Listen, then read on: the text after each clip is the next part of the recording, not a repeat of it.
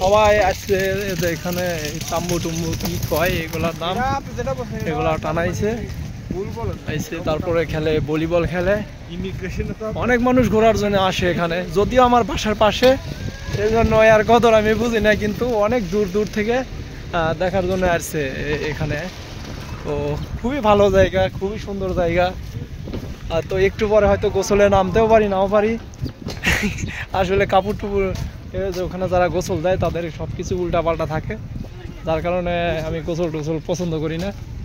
তারপরে দেখি যদি পাশে যদি ভালো কোনো প্লেস থাকে ভাইয়ের সাথে নেমে পড়বো। গোসলের প্রিপারেশন যদিও নিয়ে আসছি, দেখি দেখতে থাকি কি অবস্থা। আল্লাহ, আবার ইনার সেট পরে আইছে। যাই হোক,